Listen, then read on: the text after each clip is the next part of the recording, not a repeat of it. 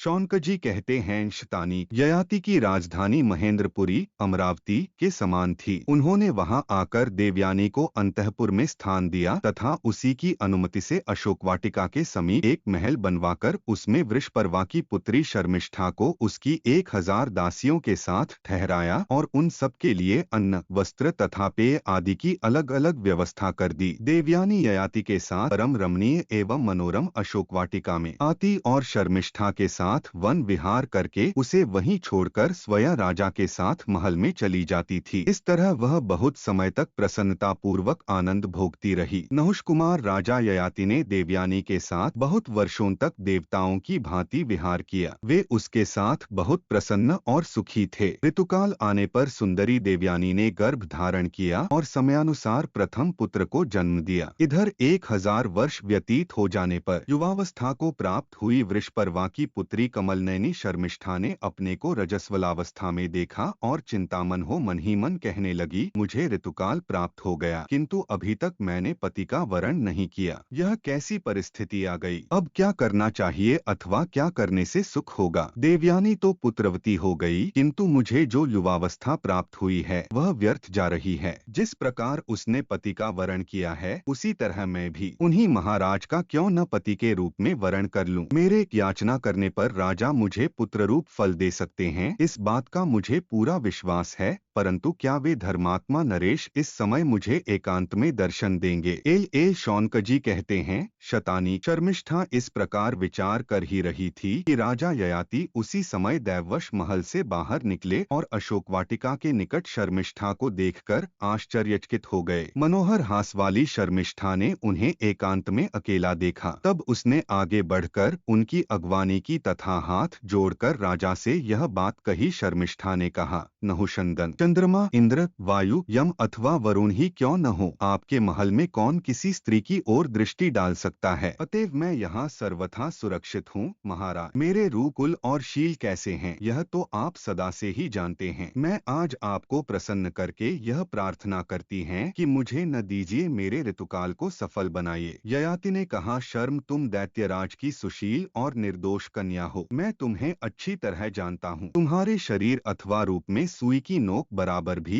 ऐसा स्थान नहीं है जो निंदा के योग्य हो। परंतु क्या करूँ, जब मैंने देवयानी के साथ विवाह किया था उस समय शुक्राचार्य ने मुझसे स्पष्ट कहा था कि वृषपर्वा की पुत्री इस शर्मिष्ठा को अपनी सेज पर न बुलाना। शर्मिष्ठा ने कहा, राजन, परिहासयुक्त वचन असत्य हो तो भी वह हानिकारक नहीं होता। अपनी स्त्रियों के प्रति विवाह के समय, प्राण संकट के समय तथा सर्वस्व का अपहरण होते समय यदि कभी विवश होकर असत्य भाषण करना पड़े तो वह दोषकारक नहीं होता। ये 5 प्रकार के असत्य पाप शून्य बताए गए हैं। महाराज, गवाही देते समय किसी के पूछने पर जो अन्यथा असत्य भाषण करते हैं वे मिथ्यावादी कहलाते हैं। परंतु जहाँ 2 व्यक्तियों के जैसे देवयानी का तथा मेरा कल्याण का प्रसंग उपस्थित हो वहाँ एक का अर्थात मेरा कल्याण न करना असत्य भाषण है जो वक्ता की अर्थात आपकी हानि कर सकता है। ययाति बोले, देवी, सब प्राणियों के लिए राजा ही प्रमाण है। यदि वह झूठ बोलने लगे तो उसका नाश हो जाता है। अर्थ संकट में पड़ने पर भी मैं गलत काम नहीं कर सकता। शर्मिष्ठा ने कहा, राजन, अपना पति और सखी का पति दोनों बराबर माने गए हैं। मेरी सखी ने आपको अपना पति बनाया है,